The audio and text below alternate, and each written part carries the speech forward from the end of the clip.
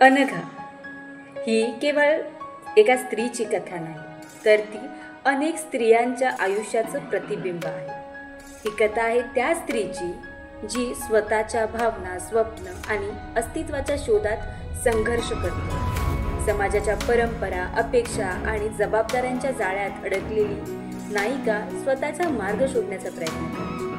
सीमा सोनावळे यांनी त्यांच्या कथेमध्ये स्त्रीच्या मनातील भावना अत्यंत नाजूक आणि प्रभावी शब्दांमध्ये मांडल्या आहेत। अनघा या व्यक्तिरेखेतून लेखिकेने स्त्रीच्या आतल्या शक्तीचा, तिच्या सहनशक्तीचा आणि स्वतःच्या अस्तित्वासाठी झगडणाऱ्या प्रवृत्तीचा सुंदर वेध घेतला आहे। कथेमध्ये भावना, वेदना आणि आत्मशोध यांचा उत्तम संगम दिसतो। वाचकाला कथा संपल्यानंतरही नायिकेच्या संघर्षाची, तिच्या आत्मविश्वासाची आठवण होते किंवा आठवण राहते। ही कथा प्रत्येक वाचकाला विचार करायला भाग पाडते। स्त्री ही फक्त जबाबदाऱ्या पेलणारी नाही, तर ती स्वतःचे आयुष्य जगण्यासाठी ताकदही बाळगते। थोडक्यात काय, अनघा हे पुस्तक स्त्रीच्या अंतरंगाचा, तिच्या भावविश्वाचा आणि तिच्या संघर्षमयी प्रवासाचा आरसा आहे।